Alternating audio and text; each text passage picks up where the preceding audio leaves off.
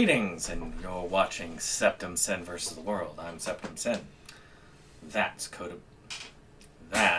Kotobuki Jake. And we're here to show you, well, what I got, really. Good stuff. But, we're talking about the closing of a long-loved friend. The Disney Movie Club. It shutters its doors at the end of this month, officially. Of course, they've stopped taking orders, but it ends entirely at the end of the month. So we thought we would share something like that. We had some of the pickups that we did, but also I wanted to show off every film in my collection that was distributed, produced, or created by Walt Disney Studios. Now, Walt Disney Studios opened up with the film Snow White and the Seven Dwarfs back in the 30s.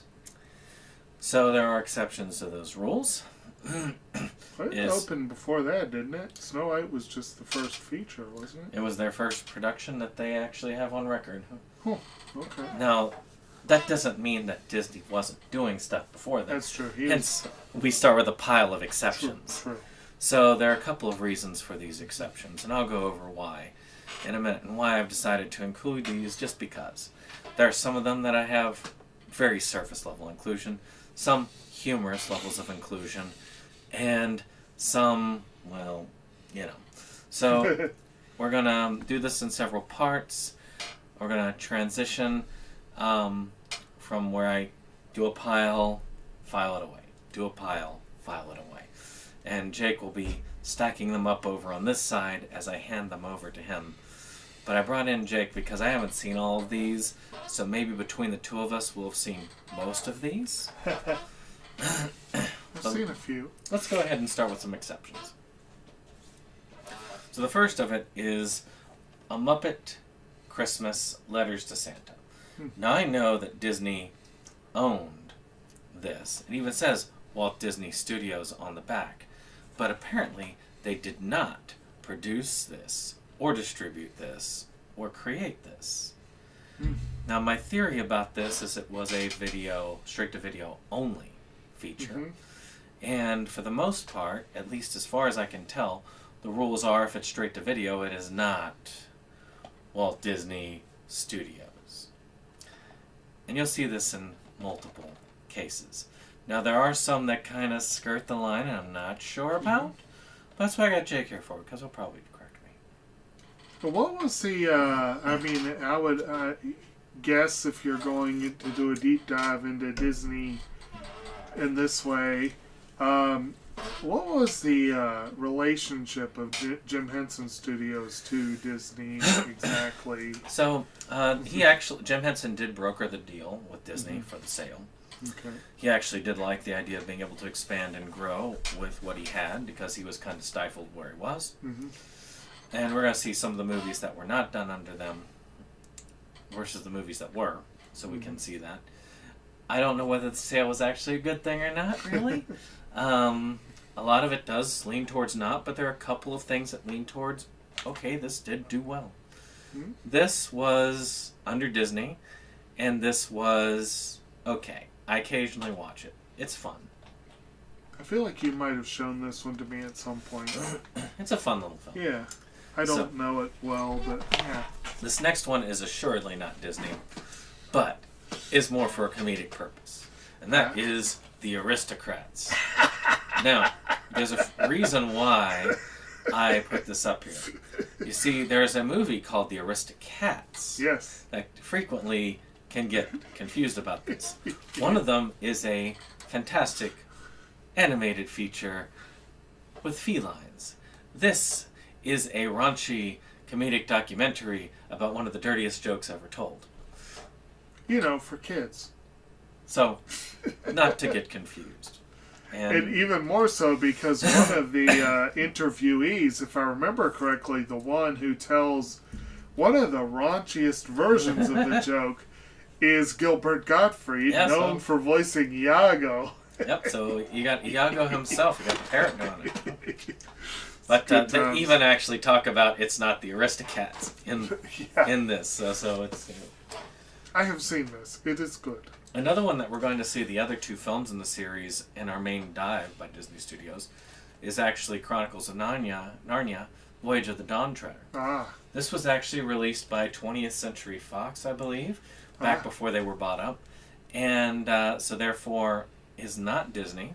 I don't exactly know what the reasons were. Wasn't Disney making all three of them available through the club, I think? They were, if but they keep had in the mind rights, Disney if they had bought the them by rights to that Fox, time. yeah. But we're talking about time of release. Yeah. If we went by what Disney owns now, Right. we'd be here We'd for be days. here for a while. It's just- so, I mean, there's no Star Wars back there. Not a single one, because none of the Star Wars movies were released under that banner. Even the ones under Disney were not released by Walt Disney Studios.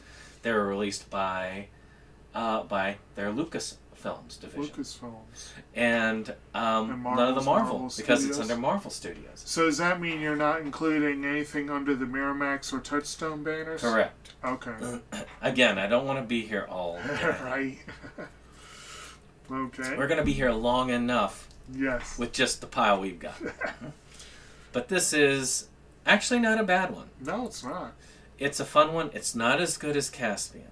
No. It's not as good as the first one. But it is still pretty good. I'd say it's almost on par with the first one, in my opinion. Caspian is by far my favorite of this series. But, it is a crying shame with this one, though, that they did not try harder to make the whole show. Like, they basically started with the second book because they knew everyone would line up to see The Lion, the Witch, and the Wardrobe, and no one would go see The Magician's Nephew if it was the first one out of the gate. But it was also... The whole series is great.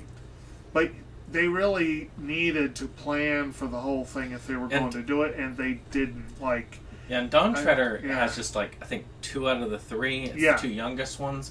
The other 2 had already aged out, and these 2 were really getting close. And they're sailing to the end of the world in this ship. It's a pretty cool thing. And Aslan comes into play.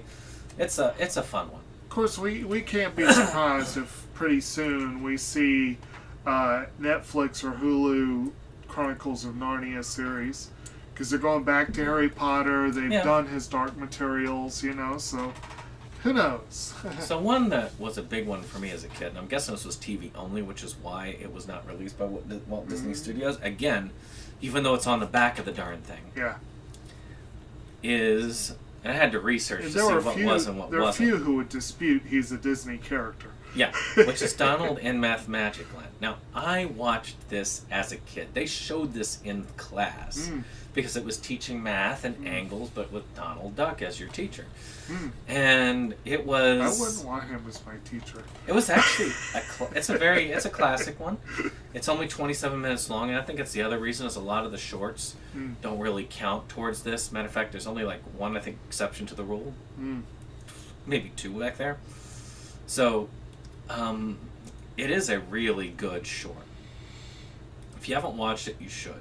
Have you watched this one? I honestly have no recollection. I know the title, but I can't recall that I ever saw it. Actually, no. It was Nickelodeon you didn't get a lot of as a kid. But did you get to watch Disney as a kid? Not really. Because Disney was on the big 3 channels at one point. Well, Disney... they had a lot of shows on. But, like, they did have the Disney Channel even back then, right? Yeah. And no, I did not have access to that. So, now back in the earlier 80s, it was all ABC because they didn't have the Disney Channel. When did this come out? This is, that's before both of our times. Yeah, I was going to say, it's a while back, I think. Yeah. Okay. Didn't really say on there. So, one that's another interesting one. That was done with Walt Disney Studios, but adjacent for the world cinema. I had to include it, even though I've never seen it. High School Musical China. I mean, Disney wanted to appeal to China. Right. So they did this. I have never seen it. I've seen the other 3, but I have yet to see High School Musical China. I need to see this. I have yet to see any of them. Because this looks hilarious. It does. I really want to see it. I need to watch the whole series to prepare for High School Musical 4 Jason Goes to Town. You should at least watch the first one. Yes. I've heard good things. But we'll talk about them a I've heard bit. good things, yes. In a long bit. So these other ones are straight Disney Channel movies. These are classics to people that are not me. And probably not you. Because... Never seen them. Because Halloween Town and Halloween Town 2, they are big classics for a lot of Gen Z and younger millennials. Well, I am a Gen Xer, and Jacob's an older millennial, so neither one of us hit these at the time that they were for kids. I don't know if I should take offense at that. Old man. Yes, I am an old man. Well, of course, as I am about to turn 45, so I can't really say anything.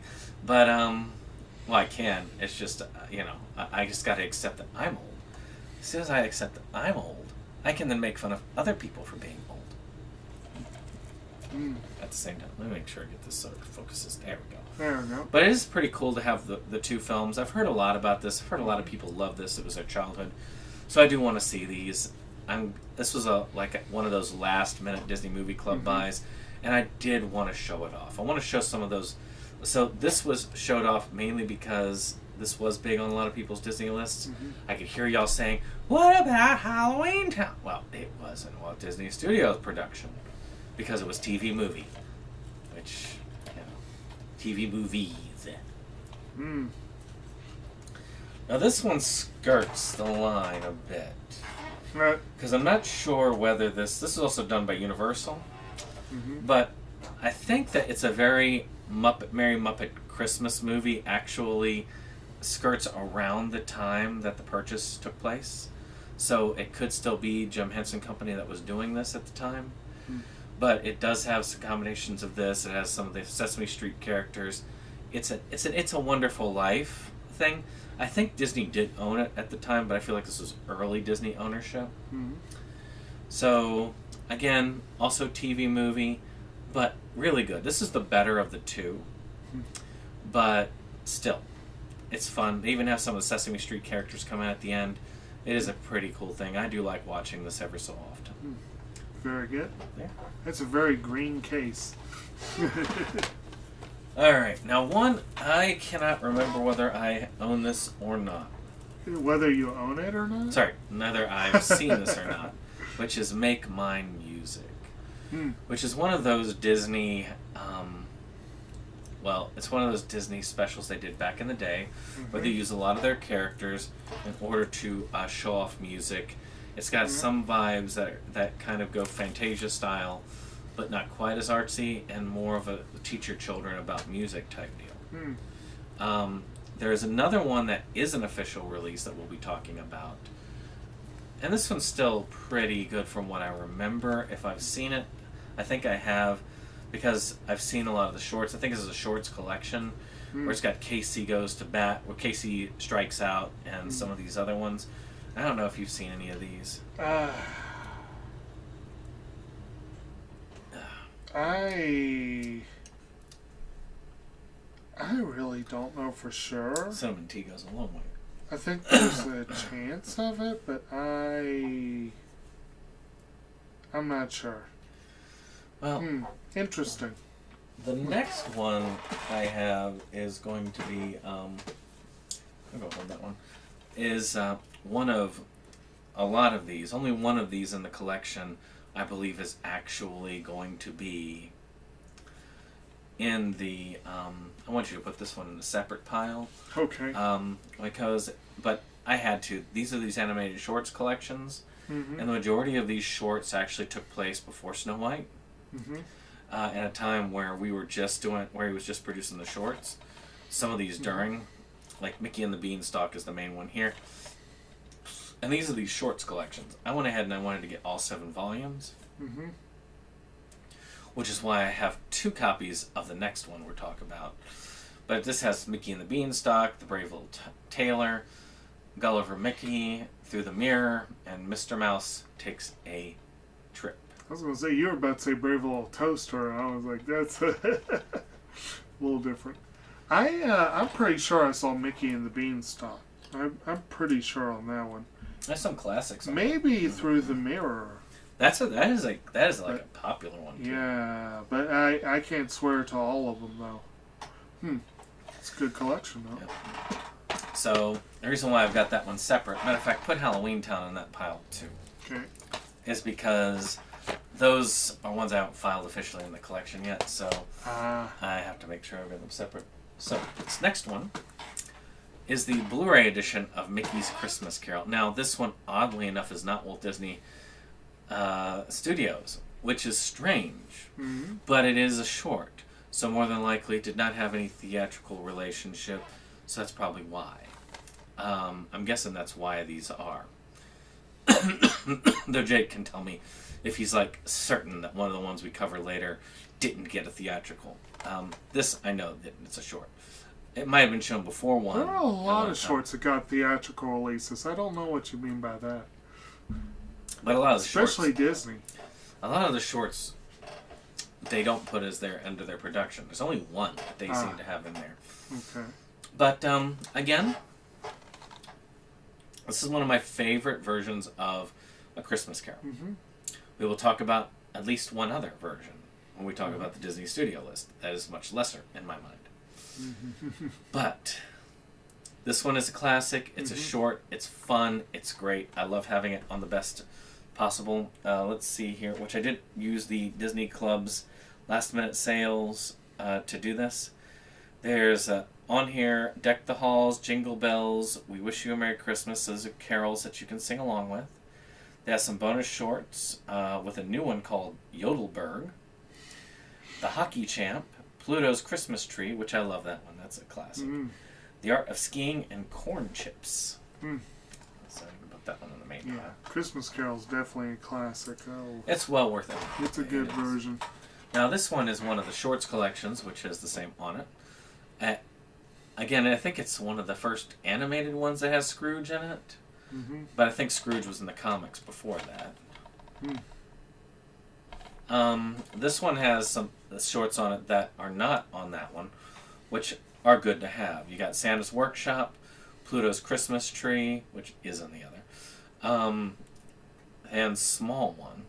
And the Small One is a very, that's more biblical type thing, but it's still a pretty cool one to have, and it does put you in the spirit. This is volume 7. It's the last volume of these short collections, and they're kind of cool little ones that are there. Now, was the Small One, was that a riff on the Little Drummer Boy, or was that... It's kind of similar in a lot of ways, but it's about the donkey that was being ridden. Right, okay. And that goes here? No, not that part. That goes here. Okay. Any of the shorts collections goes in that part. Okay.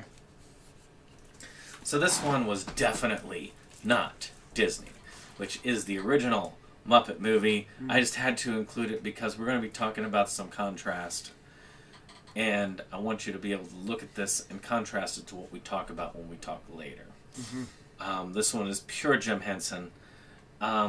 Classic. A classic film. As you can see, a Disney branded release. Yes, it is a Disney branded release. They did distribute this, but not under Disney Studios. So this, which is interesting because we are going to be covering some non-Disney made features that are literally distributed by Walt Disney Studios. And I'm wondering if it does have something to do with theatrical releases. But we'll talk about that in a bit. More often, nowadays maybe not as much, but under the traditional system, distribution deal would typically be more theatrical than anything, and then home video is kind of secondary. But darned if that's not a good movie. Rainbow Connection alone is well worth checking that out. Is that also the one that had the hotel sequence? No, that was Muppet Caper. Right. Okay. Sorry. So this one is one that definitely is on the fence. I want to say this is the last of the Jim Henson Muppet movies, but I feel like it was still done under Disney's banner. I do know it hit theaters, so this was actually produced by Columbia Pictures. This was distributed by them, which is Muppets from Space. I did see this in theaters. It came out around the same time as, I want to say, the South Park movie. So that's why that recent?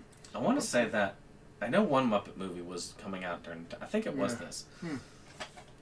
Which is why I say this, they were owned by Disney at the time. Yeah. It was like 99. So yeah, this was definitely under the Disney ownership because Henson was still alive during the grab. They were actually planning a lot of Disney Henson projects together. Then he died, which I kind of put a slight. Yeah. But this was fun. I need to see it again. It does look like I just do need to see it again. I don't know if you got to see this one. Can't swear it's like to Gonzo's. It goes into Gonzo's origins. Yeah, I can't swear to it. I probably would have liked to. And one I would have loved to have upgraded, but they didn't have it on the Disney Movie Club. And another one that they didn't have is Muppets Take Manhattan, which is sad because this is one that was really good. This has the song Together Again. It's got the weird Kermit the Frog with the mustache. It's where they go to New York to try and strike it big. They strike out. They all split up. Kermit loses his memory, but they all get together again to throw a big show at the end. It's a really good one. It was my least favorite of what I call the trilogy, which is the Muppet Movie, Great Muppet Caper, and then this. But it is still a great one. It also has the first appearance of the Muppet Babies. So this is also another one there. And definitely under the Jim Henson banner at the time. Muppet Babies is definitely a show I enjoyed as a kid that I don't know if I could go back and enjoy it now. I feel like I saw this. You might have showed it to me. I can't remember. It's a good one. I don't know it well, though. Well, last one, which is Dane's favorite of all, which is Muppet Wizard of Oz. Also done, I believe, under the Disney banner. Yeah, under Disney, but not released there. So I'm guessing it was a straight TV movie. This is not the best version of Wizard of Oz. Matter of fact, if you want, you should go to, what was it, his Oz... Was it Oztober? Oztober, yeah, his Oztober. What was his page called? Dangerous Arts. Dangerous Arts. So go to Dangerous Arts and type in Muppet Wizard of Oz, and you get Dane's view of this. This has some fun to it. It has some good songs to it. It's a Muppet version of Wizard of Oz. Still a very good one. And you'll notice some of the ones are missing. Now, Great Muppet Caper is also missing from this, but there's a reason for it. But we'll get to that later. Good times. Did you see that one? I feel like I did, but again, I have no clear memory. We didn't cover it on the main channel, right? No. I don't think Okay. so. I know we did Return to Oz. I can't remember. So, one that I think you have seen, because I think you saw it in theaters, was the Olaf's Frozen Adventure. No, I didn't see it you in didn't? theaters. No, because this one was some bullshit. They put this in front of Coco, and there was an outcry. People were pissed that they paired that with Coco. And so when I went to see Coco, it had no short before it. But, oh well. Well, at least you know about it. I know about it, yeah. But because it's a short, is why I don't think it was in the Walt Disney Studios. But it's not that short. That's one of the reasons why people got so upset. Because it's so it's long. like, yeah. But it also has the Polar Trappers, Winter, the Hockey Champ, the Art of Skiing. Boy, those are What are you doing there, phenomenal. Rosie? She likes to jump up there in the ceiling, but she doesn't get very far. Anderson tries to do it, but he's too heavy. He just falls. Once Upon a Winter Time and Pluto's Christmas Tree. I think I have Pluto's Christmas Tree like 4 times. Oh, wow. But it is kind of cool to have those extra shorts. Yeah. This I just got as an extra to get it. Because it was cheap. Very good. And that can go on the smaller pile. Okay, good deal. So one that I couldn't talk about Disney without, and one that definitely was not under the Walt Disney banner. Matter of fact, he didn't even own the character until later. I'm not even sure. I think he bought it towards the end of his life that he got the rights back to it, which was his original creation, Oswald the Lucky Rabbit. Which, of course, they now release this in a Disney Treasures collection with all the Oswald shorts on it. And this was what a lot of people say is the inspiration of Mickey Mouse. You think? He does look it, doesn't he? But he did not have the rights to it. This also taught him about copyright and why it's very important to copyright your characters. Something that he became an expert on later on. He did. Yeah. So you can actually thank Oswald for that. I've never seen it. I will see it eventually. This is the only of the... Well, there's only 2 Disney 10s I own. And one of them's the Boatniks for some reason. I mean, we're going to get to the Boatniks later. But this one is probably the only quality 10 I have. And these things go for a freaking fortune. Oh. I don't know about this one, but I know that a lot of the past ones did. I tell you though, this is one of those things that would really tick me off on the shelf because. Oh yeah, well that's one that's not pretty on the much shelf. have to do out facing. It has to be out faced. Yeah. But that definitely. So we got almost 4 hours of shorts on here. Does it say how many there are? I don't see a list of numbers, but interesting. So 27 and 28 is when those came out. That was a while ago. Yep. Actually, these are almost 100 years old, if you think of it that way. So which pile is this going? That goes on that big pile. Okay. So these are the Pixar animation collections. Ah. There's only like 1 or 2 shorts on here that are actually non-Disney Pixar because they bought up Pixar like super soon after they came out. Yeah. Toy Story released under the Disney banner, which is their first full film. So it's kind of cool, though, that you've got these short collections. I wish they would have continued them. They only did 3 volumes of them. Now, on the other hand, though, Toy Story and everything up until... When was it they started saying Disney Pixar? Because Pixar had a lot of autonomy. They did. And it was later on it wasn't until later, yeah. I mean, it wasn't until, I think almost around Zootopia that they were really, the line blurred too much. Well, and I've said before, I think Zootopia is the first Disney film that's actually a Pixar film. Whereas Brave is one of the first Pixar films that was really a Disney film. Right. But that's number 2. I'm not going to say all the shorts on them because there's lots of shorts. So there are a lot of good stuff on here. And then, of course, there's a third one here. Okay. So it's kind of cool. It goes up to Bowel, so it's not that... I mean, it's not that long ago when it stopped, but... Right. But still, good ones. Good times. And it's good to have the shorts because not all of them are included in the movies. Right. Most of them, but not all of them. Not all of them. Yeah. All right. So one that Disney created later as a pretty high quality short. I say later, like in the 90s, which is The Prince and the Pauper. And you can tell the animation quality is like superb on that. And I mean like crisp, clean, current style levels. Well, not current because that's a different animation style, but like late 90s, early thousands levels, which is pretty cool. I mean, The Prince and the Pauper is a pretty easy tale to know. And it's also a shorts collection. Has the Pied Piper, Old King Cole, A Night for a Day, and Ye Golden Days, which is pretty cool. A Night for a Day is a goofy short, which is kind of fun. I feel like I might have actually seen that one. I can't swear to it on the others. I feel like the Pied Piper, maybe. But yeah, this is a pretty decent one, and a lot of those are really old shorts. Yeah. So, you know. And this goes on this stack? Yep. Okay. So, the next is the Three Little Pigs. You talk about old. These are like 30 shorts. Yeah. And there were a lot of Three Little Pig shorts. There are 4 of them. No, sorry, 3 of them. 3 Little Pigs, The Big Bad Wolf, 3 Little Wolves. All of them different ones, and all of them variations on the tales. Like the first one is, well, the 3 Little Pigs. Then the 3 Little Pigs in Red Riding Hood. And then the 3 Little Pigs in the Boy That Called Wolf. Then there's Lambert, the sheepish lion, which is about this lion that was raised with sheep and learns he's a lion when a wolf tries to take the sheep. Then Chicken Little, not that one. We'll get to that one later. Chicken Little is a fucking dark short.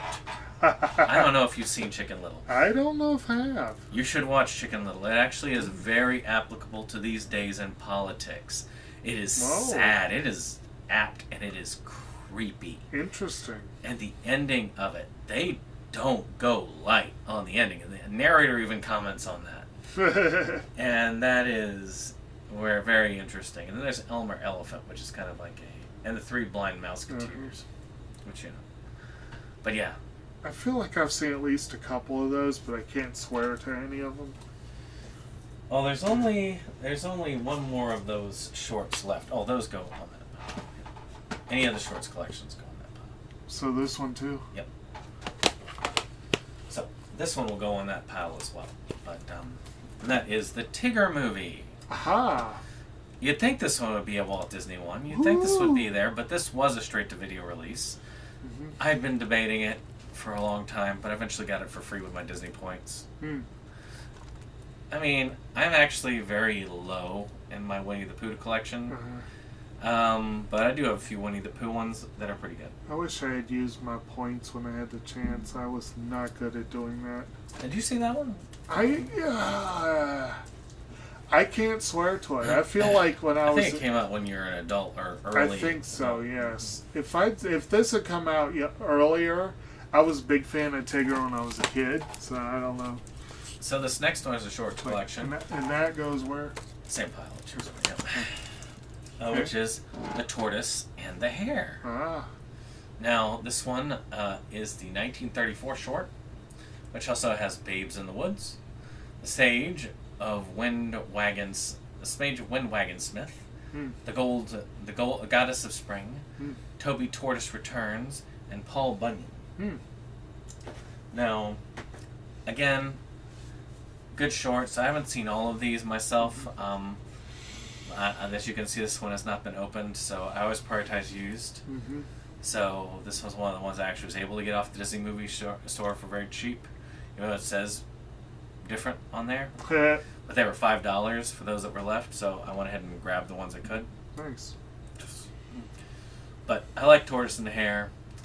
I do remember the Goddess of Spring, and I remembered Paul Bunyan, and I swear I've seen Babes in the Woods, but I can't tell you if I have.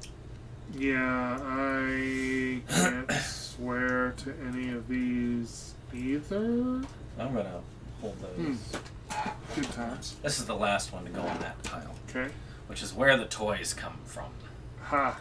This one also was a Disney Movie Club purchase, which is why I went ahead and did this. This is a magical journey through time involving a child's fantasy land where toys of every size and color come to life and talk. Two comical bug-eyed toys named Peepers and Zoom. Curious as to where the toys come from, begins a journey to find their roots, where encouragement from both their young owner and wise old toy Peepers and Zoom embark on the fascinating odyssey to discover their beginnings in a factory in Japan. The enchanting tale created by Ted Thomas, son of veteran Disney animator Frank Thomas. I've never heard of this one, but it was really cheap, and I did want to go ahead and get it. Good times. Let me know if any of y'all watched this. Actually, does it say when? I hate that my eyes don't work very well. I feel like the title is familiar, but nothing else seems familiar to me. And there it goes. One of a kind. Alright, these two go on the main pile. Okay. So they had two Toy Story, like, kind of made for TV little short films. The first was Toy Story of Terror, which I actually do watch this almost every Halloween. It's just fun. It is fun. I mean, you know, they're going to this place, they're stopping at a spot, and they kind of keep disappearing. They find out they're being abducted by this dude who's a reseller. It's actually quite kind of cool. I really enjoy it. This is kind of a sequel with falls on the heels of Toy Story 2. And it is fun. I mean, and you've seen this one too, you said? Yeah, I believe so. Pretty sure you showed it to me. This also has 3 Toy Story shorts, Small Fry, Hawaiian Vacation, which is a Barbie and Ken one, and Partysaurus Rex. Very good. Good time. Now this other one is one of these kind of imagination play ones, which is Toy Story That Time Forgot. Pretty good one. I did like this one. I haven't watched much of it. after that. I've watched it only 2 times, but it's kind of a fun one. So, that is all I've got for that. Good times. And that is our first part for this. Yep. And we're going to have many parts to come. So I'm going to try and pull these all together as one, but they're probably going to take place under different time periods, because I don't think that I'm going to be able to get Jacob home and back in time. And I'll be working for Dave for a lot of these, so it'll probably be Jacob, come over here, film a part, and then come back. Yep. We'll see what we got, though. We'll see what we've got coming. This is the end of the show. We hope you liked it though. We had our spend, had time afraid. It's almost time to go. This is the end of the show. But we felt you'd like to know. A bunch of friends right to the end. Our link just down below. This is the end of the show. So help us let you know. 'Cause here's Jake to say the things we thought just couldn't go. And now we would like to take a moment to thank our friends at the Rebel Gaming Club for our rollicking opening number that has been gracing our videos for some time now. And we want to thank all our friends who come out for various projects and what have you. We have numerous links below, and we very much encourage you to check them out and give the other people a visit as well.